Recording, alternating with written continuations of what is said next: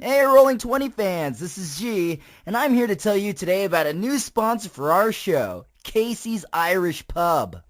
This is an honest-to-God Boston or Chicago-style Irish pub located in downtown Los Angeles. They serve cooked food, 11 kinds of beer, and 49 different Irish whiskeys from 3 different distilleries. What does that mean? That means if you're looking for a good drink during a Los Angeles convention, you don't have to go far.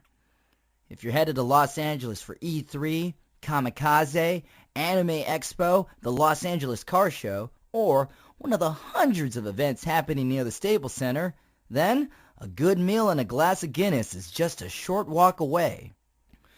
Jeremy, the loud guy who won't shut up when we do our own podcast, he actually ate there during the last Anime Expo. And he said this. Forgive me if I don't sound like the guy. I went to Casey's Pub looking for a place to bring people for a good night of food and found it when I was driving people on my way back to the Los Angeles Convention Center. We went back and I had the best steak pot pie in my life down there. My wife had a good whiskey to sip, and 8 of us had fun talking and eating in a place that looked like it belonged in a movie. Casey's just a couple of blocks from the Westin Bonaventure. That means it's close to one of Anime Expo's own shuttle stops. We're even hosting a photo shoot there during the 2014 Anime Expo.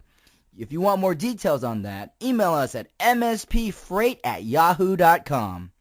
Hey, so do yourself a favor. And don't stock up on bad beer and try to mix something sitting at the desk of your hotel room.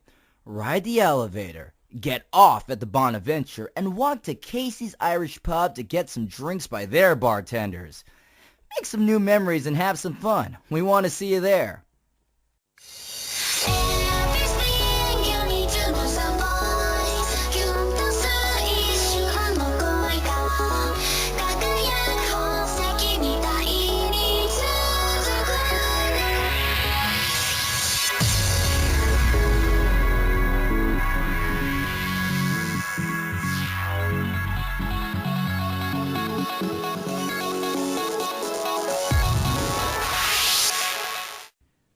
Hello, everybody. This is Anthony Bionis from Mission Start Podcast, and we have another episode of the Conover, the convention podcast that doesn't get you sick days after.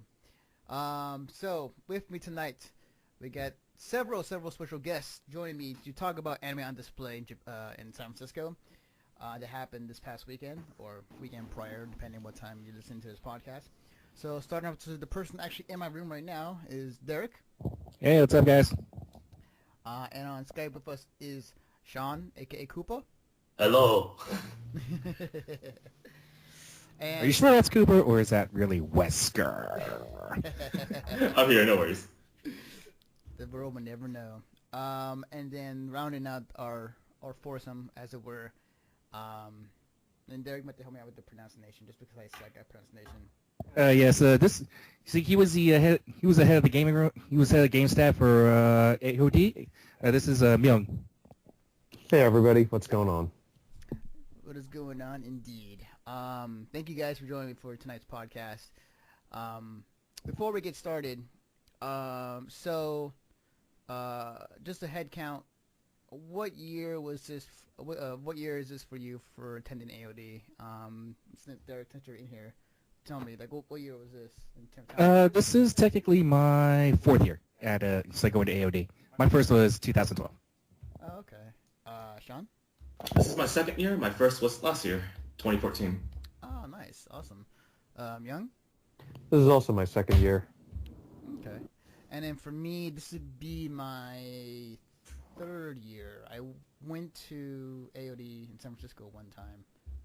Back when I was still in the town of San Fran, or in downtown near next to Japantown. Cool. Awesome. So guys, we all went to AOD. We did lots of other stuff, and we all had, in one way or another, we all had a good time. Now, Sean, I know you were, the majority of your time was in the game room, streaming most of what was going on there. Now, the game room was moved from where it was before to outside, and like what was your initial thoughts when you first saw like the where it was moved to? My initial thoughts was it's going to be very cold outside in that tent, but luckily it was not. It actually had pretty good heaters on the building, and it was roomy enough where there was a decent amount of room to navigate without bumping into someone at the very least. Agreed. One thing I stood out to me is that, for one, when I was in there, like it actually wasn't cold. Like it was actually pretty at a decent temperature. But like above all, I think the cool thing is that we could be as loud as we want in that game room. Because apparently, I guess there were complaints last year about the game room being too loud or something to that effect. So it was pretty cool to have that kind of space to ourselves and just do whatever. So, actually, on that note, it's sort of the other way around. The tent hall has to be closed by midnight because of noise complaints, and all music acts or stage acts have to be done by 10 p.m. That wasn't necessarily the case when we were indoors. That was actually the case last year outdoors with the poolside pavilion as well. The problem with poolside pavilion is that because there are essentially no walls, there's no sound insulation. So any music that happens in there or any games go straight to basically the rooms that face it. So actually it's sort of a little more noise sensitive out there than we would have to be indoors. Ah, okay, gotcha. All right. I was under the impression that it was the opposite, but okay, that's definitely something. As was I. Yeah, it's definitely something good to know. But like, it was a very interesting combination of like video game, video games, and then also like live performances happening at the same time, but also a combination of like tabletop and everything else that was game wise. Like it was very interesting combination, and it kept me. I mean, like for one thing, it did keep me entertained when I was in there. Like there's not one point where like I'm bored. Like there's something always happening. So either be sitting down watching a speed run or going over to the arcade and just play with whoever was next to me.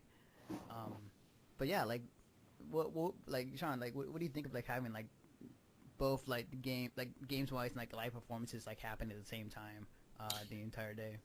Okay, so there's definitely pros and cons to this, as there are with many things. So I would say, as a streamer going to AOD, the same thing as last year and this year, I'm usually pretty busy, unable to really find time to visit the con. So it's nice in the fact that the con brings itself to me. So even when I'm streaming and even when I am monitoring the stream, making sure everything's okay and all the equipment's working, I can watch the performances and say, hey, this is pretty cool. Or sometimes, hey, I kind of wish the volume were a little less loud. That's probably a big one there, actually. But that was a positive point. So I don't have to go anywhere. There's still something in front of me. The only problem with that, though, was that, unfortunately, even though it was spacious in the room itself, the tent, right, the equipment and the performers were all very close to each other to the point where I'm always worried about, say, wires tripping and things like that did happen. I'm not too sure we should repeat this next year. Maybe it should be separate because it would give everyone a little bit more leeway in terms of, well, spacing and preparation time. Right, and I can definitely see that as possibly something for next year. I will say, oh, go on. Oh no, go on. Sorry. I will say this though, at least for the viewers, if they have something they want to see, I would say, if nothing in the convention interests them in terms of panels, the place that was happening was definitely the gaming room. Yeah, definitely. I think the most activity within the convention, like outside of the main kind of surrounding area in terms of like the main floor or upstairs for people, taking photography shots or whatnot. Like the majority of the action was happening in the game room. People were there to hang out, but also play games and watch live performances. So there was definitely a lot of activity happening in that area for sure. But yeah, Derek, your thoughts on it? Actually, to go back a little bit on that, what was I gonna say? Oh yeah, like when it came to a lot of the activity there, Yeah, it's like one of my friends actually pointed this out when I talked with him. It was like he went over to the game room and he was basically like, "Dang, where's the rest?" It's like, "Where's the rest of the con, man? The good majority of the halls are dead because everything was in the pavilion." So that was a good positive. Like it seemed like everybody just came over there to hang out, play games, watch something, whatnot. But it seemed like that's basically what it just gave off the impression that that's where 80% of the con was. That wasn't a panel. Or the dealers. Right, definitely. It definitely felt like that as well. Yeah, but you know what? Overall, I was pretty surprised. It was a pretty great like where it's placed, but also like how everything was converged in that one area. But yeah, that was the game room. Young, I'm not sure if you were there at any point in terms of the game room, or That's the only place I was. I didn't get to go anywhere else, man. I was running. I was running that whole circus, so I could never leave, really. So, and from your point of view, like, how did you feel like how everything was operated over the weekend? Like, did you have any hiccups during the weekend at AOD, or was it everything smooth sailing in terms of like day by day? It was chaotic up until Friday when we were setting up. I was actually riding everyone extra hard, like my whole staff and everybody, precisely because I knew that if, for every ounce we prepared beforehand, that meant Saturday we could just take it easy. And that's actually largely how it went, luckily. So, the week before the Friday of setup, I was really just sort of on everybody's case, cracking that whip, getting everything organized. But once it was there, Saturday and Sunday pretty much ran itself. So I was really happy with that. Awesome. Great to hear. I know for sure, like, it was funny. So me and Derek arrived at AOD Friday, early Friday, and we had nothing else to do. So we were walking around the convention, and there really wasn't nothing going on. We both came to like the game area, and it was still being set up, and we all both decided, like, let's help out. It's like, okay, sure. And then that's like we had helped out, like carry the cabs into the gaming area, and that was fun. Yeah, thanks for that, by the way. Hey, no problem. By the way, note to self, make sure there are no garden hoses in the way. Having to lift a candy cab over a garden hose is not fun. Yeah, it did give us a good workout by the end of it, so yeah. It was, but it was, no problem for sure. In terms of and actually, sorry, I was going to say one more comment about the pavilion kind of being sort of combined with everything. This was actually a staff central discussion among the staff, among the AOD heads, and the general consensus was that sort of it was really good for the guests. Like, the guests appreciated that because going there, you could kind of be at the center of everything. If you were there for a performance and there was some downtime, you could play some games. If you were there for some games and you wanted to take a break, there was PC gaming, there was tabletop, or maybe you could sit back and watch some performances. So, like, for the people going there, it was a really cool thing to sort of have everything combined. The problem is everyone else kind of hated it. Really? Like, the people, like the people who are organizing and tournaments and who are in tournaments hated it because, you would get like AKB48 blasting full throttle through those speakers while you were trying to run a tournament. Not the best thing. And the performers weren't really happy because there would be people getting hype over tournaments while they were performing, and that kind of distracted from them, so they weren't terribly happy with that. The speedrunners, of course, again, having performances going off on stage is really hard when you need to concentrate, and, not being able to stream exactly what you wanted to when you wanted to because the stage was double or sometimes triple booked between stuff, not the greatest. So, there's definitely going to be some division of that for the coming year. Yeah, I remember Spirit Juice telling me this to that effect on the ride home. So I kind of do see where he's coming from with that too. There's definitely... Oh, sorry. Go ahead. I do have a quick question, actually. So, in terms of location for the pavilion, or rather where the games area was it easy to find? Because I wasn't really sure if the con-goers knew where it was because it was so out of the way. I can kind of answer that. I mean, a good majority of my friends kept asking me, "Where's the gaming hall? Where's the gaming hall? Where's the gaming hall?" I ended up having to guide them. Okay, that's what I thought, actually. Yeah, it was. Yeah, that was. Oh, sorry. go ahead. Oh, I'd say like yeah, it was I kind of figured the people who've been to AOD before, like in terms of like if they were to kind of search where the gaming room was, like they'll probably go in the same places as the other rooms were, in terms of where everything was situated at. Like I mean, obviously, like for me, like and there we had no problem finding the gaming hall. As far as like other people, like I can see why like some people would like kind of figure out like or not figure out like where exactly the game hall is, just because it's kind of disconnected from the whole convention itself. Young, what were you gonna say though? Oh, I was going to say the staff heads actually related that to me as well. Like they said 4 out of the 5 questions that they got from attendees was, where's the gaming hall? So, I mean, people were aware of it. They just had no idea where to find it. Okay. So, sorry as I eat food in my mouth. Okay.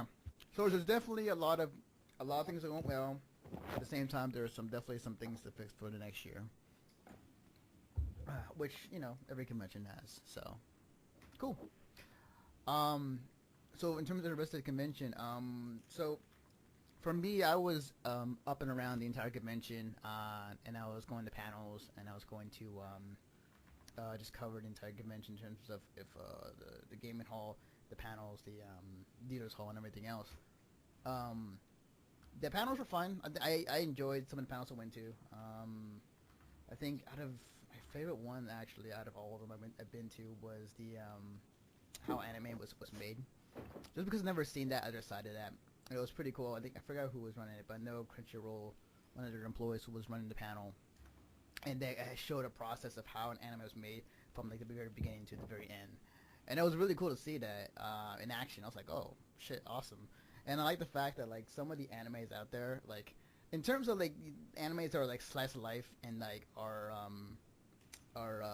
about making anime, like some of the artists or directors that are in the anime are like completely straight references to like real life art directors or people who are in the industry straight up. So I was like, oh shit, that's awesome. But yeah, like it was pretty cool. I really enjoyed the panels. I think I had my good fill of panels this past weekend for sure. Derek, what did you do when you were around? Well, to be quite honest, my official job at AOD was to get coverage. Was to get picture and video coverage on our Mission Star Podcast Instagram account. But to be quite honest, what I was there for originally, can you guys hear me? Okay, what I was there for originally was the speedrunners. So I go Brom Scout, Spike Vegeta, Trihex. I was actually mainly there mostly for Trihex, and I also wanted to see Donkey Kong Country. It's done in action. However, the biggest run that surprised me out of all of them was Echo 2. Yeah, same here. Yes. Oh man, Echo 2. I mean, like, not to be biased. My friend, he was a speedrunner for that. But that was that was pretty entertaining. That was great. I mean, like... He fights aliens. What kind of dolphin fights aliens? He collects blue balls, like, half the time. Oh my god. I will say that was probably the most entertaining speed run I've seen in a while, and that was great. That was a lot of fun. That was a lot of fun. So I'm not quite sure, like, what were you thinking the entire time when that was going on? I had 2 thoughts. The first thought was, damn, I'm good. Because I set up... because... give me a second.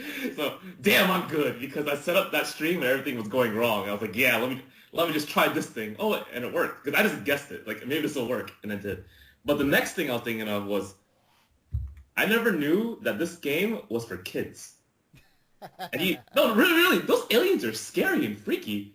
How can you have Echo fight all these strange monsters and then say, hey kids, you know what your favorite animal is, right? The dolphin. Here, it's for everyone. Like, oh, whoa, cool. If I give that to my son, which I don't have one, thank God. I'd probably take it away after seeing that speed run. Oh, but that doesn't take away from Dolphin, the speedrunner, that was really sociable and did a terrific speedrun. Mm-hmm. Yeah, that was a lot of fun. There were a lot of innuendos for the entire speed run, and that just made it all the better. But yeah, that was really cool. It was really fun. Yeah, I agree there. That was great. That was the best. I think the only other highlight as far as the speedrunners go was probably Rob Scott's Symphony of the Night run. I All bosses. Yeah, I didn't catch that, but like I remember I saw your video, a short clip of him and Dacid Bro, like singing. Okay, so it was basically an all bosses run. Like Rom and Dacid are doing like all sorts of banter for the it's like during the run, and then like Dacid just goes up and says, "Yeah, you want to sing 'I Am the Wind' once this is all done?" And it's like, and at this point, like, okay, it's Sunday night, the con's about to end. It's like a good majority of the rest of the pavilion is already in the breakdown phase, so they had to get it done over and done with quickly. I guess the And funny then, thing. Oh, go on. Sorry. no, go ahead. I guess the funny thing about that was, out of all the speed runs, that speed run had to be the fastest because the room was closing down. Pretty much. Yeah. So if he did anything slower, like the worst personal best he's ever done in his life, it would have been over before the speed run was over. What was the time that he finished? Well, I think, all I can say is you wouldn't submit it. Oh, really? Gotcha. Well, there's two reasons. One, it wasn't the greatest run, and two, I hit the space bar twice by accident. Oh. Whoops. But we're not going to tell Rom that, okay? Oh, well, hopefully he doesn't find this podcast then. But what else was there? Let me see. There are places I checked out during the convention. So, the dealers hall was pretty cool. It was, a match of like the dealers and the artist alley combined to one room, and it was fine. And nothing really particular stood out to me when I was in there. I mean, I got a few art prints and whatnot. I did though get the chance because it was recently announced to be localized over here. Was I cannot say the first part, but I know the second part, like Fighting Climax, the anime game. We just call it DLC. I know this one. The Yes. game that I play at every tournament now. Dengeki The waifu fighter. Yes, yes, exactly. I had to spend some time with that because, like, Actually, that would be Waifu Fighter 2.0. The first one was Aquapasa. yes. Yeah, I spent time to play that. Like, it's gonna be the game I'm gonna buy and play because, it is Waifu Fighter the game, but it also is gonna be my guilty pleasure at the same time. So, but yeah, it was fun. I can't lie. That game was pretty fun. What bigger guilty pleasure than being up Asuna on a regular basis? Yeah, it was great. It was awesome. But yeah, like, Dealers Hall was pretty good. It was spacious. There's nothing particularly wrong with the room. I think there really wasn't really no complaints in that room, to be honest. So it was good. It was fine. And then let's see what else was there. Let's see, game room panels. So the general atmosphere of the whole convention, like, it felt like like that kind of small type of convention feel, where it wasn't too big and it wasn't too small per se. So the general feeling I got walking around, kind of seeing what everybody's up to, it was like hanging out with friends and taking pictures or doing this and that. It really did feel like a small convention type of atmosphere, and it was great. And like alongside that, like, there were some great cosplays as well, which I'm kind of surprised that there were some great cosplays, but it also some were just very casual. So it really did feel like it was a convention to just hang out and have fun and not worry about going to a masquerade and trying to get the number one spot or go and take these photo shoots to make yourself as awesome as you can. It really felt like everybody was there just to hang out and have fun, and it did help that the hotels that was set up in the hotel area was like kind of going toward the center of AOD, because there were balconies that were going like in that direction. So yeah, it was cool. That was pretty awesome. So I like in a long time, like it felt like I got the most out of AOD than I think last year. I don't know. Yeah, it was pretty cool. It was pretty awesome. Um, did it feel the same way to you guys in terms of like how did you guys enjoy AOD in your own way? You can go first on this one because I know you haven't been talking as much. Oh, I mean, that's the atmosphere that everyone was shooting for. People might not know this, but AOD is actually put on by a group of like all the heads of AOD are actually people who have done other cons and basically burned out. And so the people you get at AOD and the people you get running at AOD are people who have a bunch of industry connections and a lot of experience, but are still in charge of a pretty small con. So, I mean, you might kind of get an inkling of this, but especially for a con of this size, we when it comes to guests and the events that we do, we kind of bat way above our league in that, especially for our size. So the group of heads who put it together are a really skilled bunch, and yeah, it's the ethos of it has definitely been to sort of stress good execution and sort of like a smaller community over growth.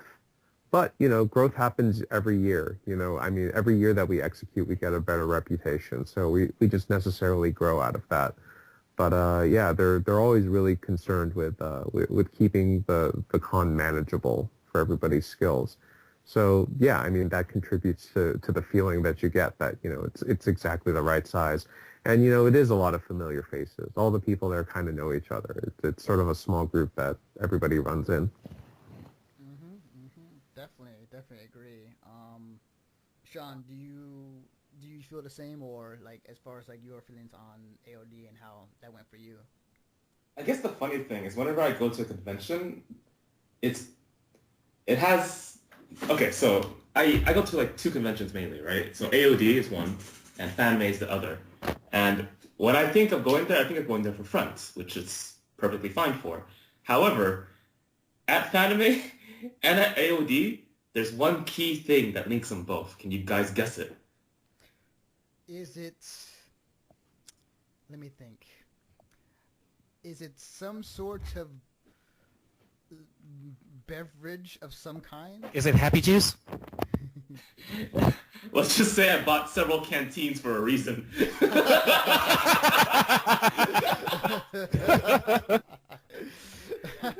Yeah, so I would definitely... That's a lot of Happy Juice.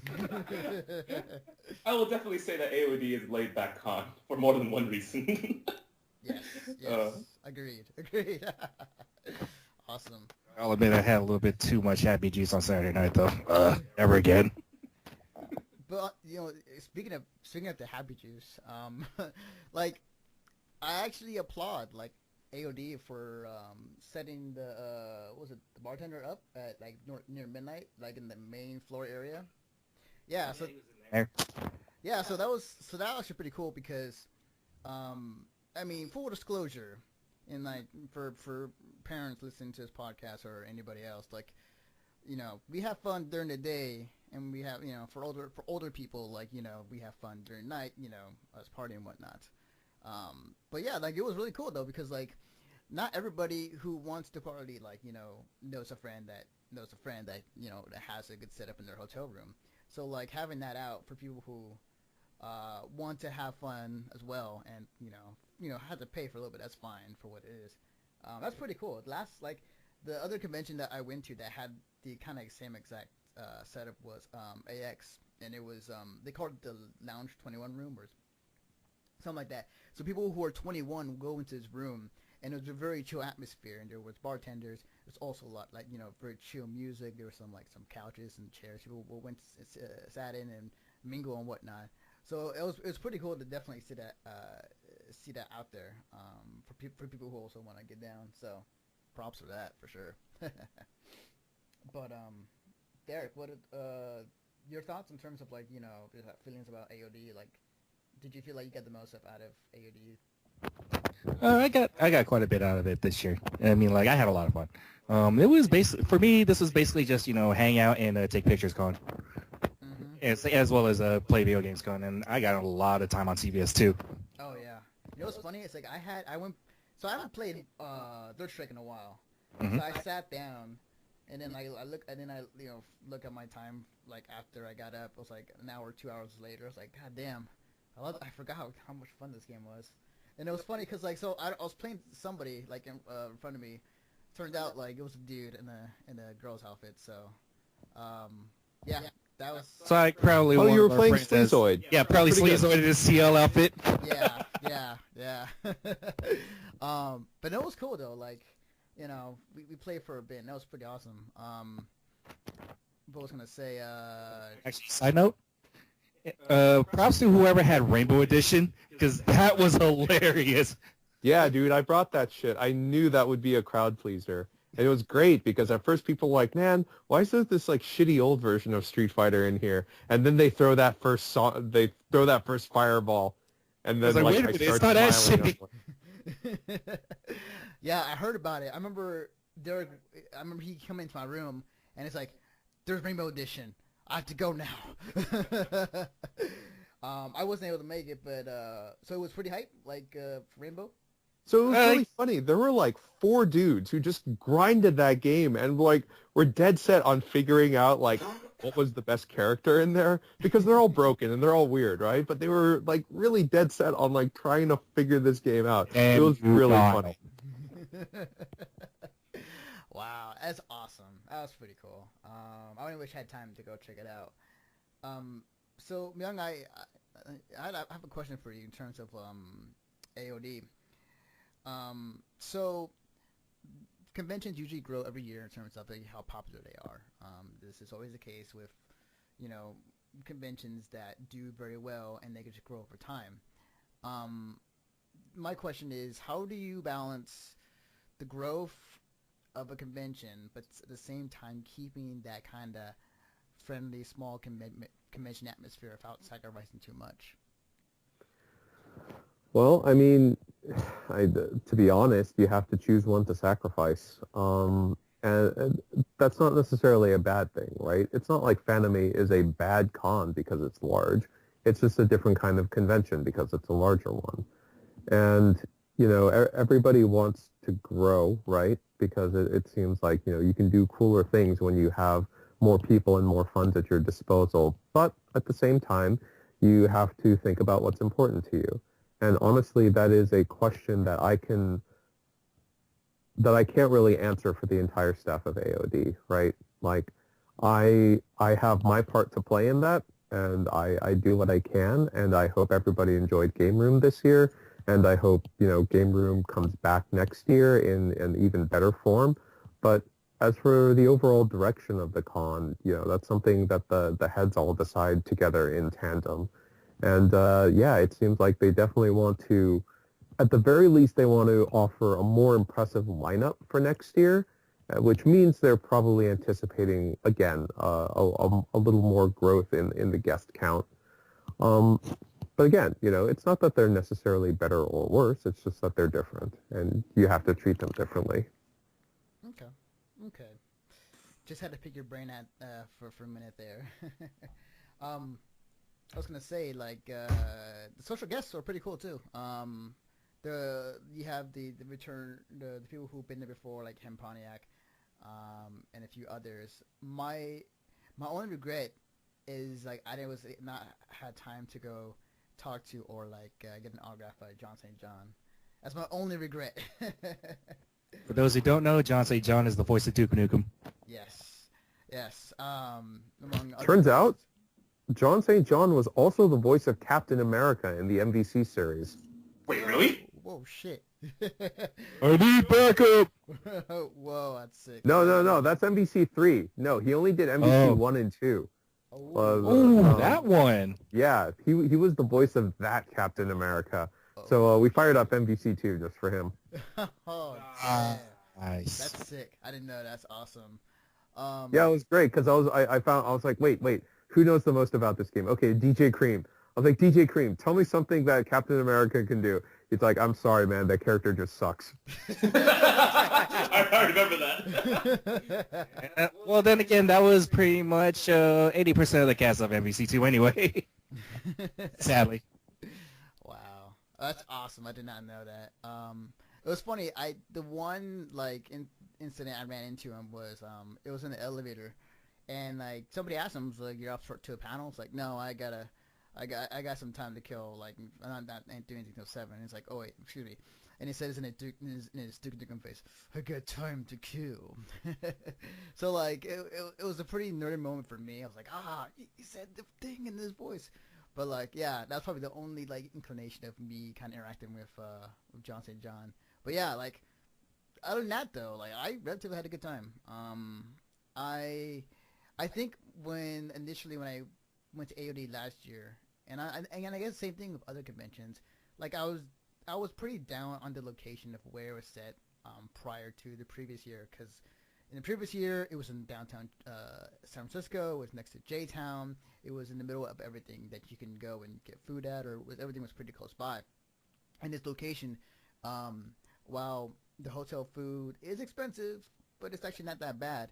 And there are other places nearby that are actually kind of spendy. You have to kind of walk a ways to get something that's at a pretty decent price range. It's starting to grow on me in terms of location wise, just because like not only is it in a location where for the purposes of photo shoots and pictures, but also like it's kind of like an oasis for cosplayers and people who want to have a good time and kind of get away from it all. Not to mention like the view is it's great, it's awesome. So yeah, I think it's starting to grow on me. And I think I'm starting to kind of understand and like accept the fact that where it's located, it's kind of where it's gonna stay. So Yeah, I mean the thing is that as the con grew, it needed more space, and if you want space in a place like J-Town, you have to pay inordinately through the nose for it, right? So it's sort of the choice of either jack up everybody's entrance fee to get more space, or move it a little ways. And so they chose to move it. And, it's not a terrible thing. At the very least, you can find parking. Traffic's not a nightmare. But you're right. It is sort of away from a lot of stuff. And in terms of the food thing, that kind of bothered me a little bit too. But one thing I leaned on a little bit this year, and I would encourage other people to lean on too, is that, we live in the new digital age. And so services like Postmates or, other sort of like courier food services, you can just, call it up on your smartphone, get them to deliver something from a nearby restaurant, and it doesn't even cost all that much. It's like, maybe $4 or $5 extra for delivery. It really works out well. Mm-hmm. Agreed. Definitely agreed. Well, thank you guys for joining me for this podcast to talk about everything about AOD. Before we go, final thoughts. Derek, I'll start with you since you're right next to me. So AOD was pretty fun this year. I mean, it definitely still retained the small con atmosphere, but there were still quite a few quote unquote big things about it that I thoroughly enjoyed. So that's it. That's it on my end. Cool. Sean? I'm hoping that the relaxing atmosphere permeates for the next year as well. Especially since there's always so much work. It's always nice to hold down back after everything's done. So I'm just looking forward to a fun AOD convention, but nothing too crazy. Cool. Young? Yeah, I just basically want to thank everybody who came and encourage everyone to fill out the survey. There is a SurveyMonkey link that went up recently for for AOD feedback. I would encourage everybody listening to this to go find it. It is really, really important for us. I mean, I think the AOD Twitter account linked it. It's really important for us as staff because it allows us to see what you guys liked and what you guys didn't and calibrate next year so we give you more of what you like and less of what you didn't. Awesome. And I'll probably put in the show notes for people who listen to this podcast. You can click on it and check it out for themselves. As for me, my final thoughts on AOD is like I said before, I got the most out of AOD. I had fun. I was able to work and do my job during the day. I was able to have fun during the night. I was able to hang with friends and go and play games and whatnot. I pretty much got everything I needed out of AOD. And the funny thing is, I wasn't even planning to come. Like, several of my friends were coming, and then like one other friend that I knew that was coming. It's like, okay, I have to go. So that kind of put me over the edge in terms of going, and I don't regret doing that. But yeah. So again, thank you guys for joining me. Before we head out, let's see. So I cannot talk tonight. Sean, where can I find you on the internet? Where you can find me on the internet? Well, you can find me on twitch.tv/finestko if you're interested in fighting games or a variety of other games as well. We try to do our very best to branch out. Awesome. And I guess if you want to follow me on Twitter, you can follow me at twitter.com/VasteKufa. Okay, anyway. Awesome. Thank you. Min, where can I find you on the internet? Probably the best place to find me is on Twitter. I am at Totoro Slayer, all one word. And yeah, that's basically my feed of regular fighting game stuff and general trolling. But everybody trolls on the internet these days. Of course, who doesn't? Derek, where can I find you on the internet? Okay, I can be reached on both Instagram and Twitter. It's like at my name, Kamen Rider Tag, KamenRiderTag, all one word. Awesome.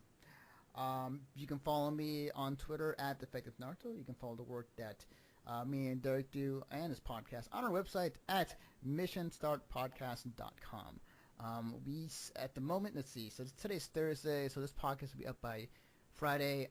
By the time you listen to this, hopefully my AOD video will be edited and up, ready to go, and it's going to be a little different than what I usually do for convention coverage. But do check that out. It's pretty awesome, and we got some stuff down the pipeline. It's just the beginning of the year. There's a ton of conventions that are underway, and we got lots of conventions to cover this year. So, yeah, the battle has only begun. So, anyways, thank you guys. Thank you everyone listening at home, and we'll see you guys next time. Wait, actually, All there right, is later. one last thing.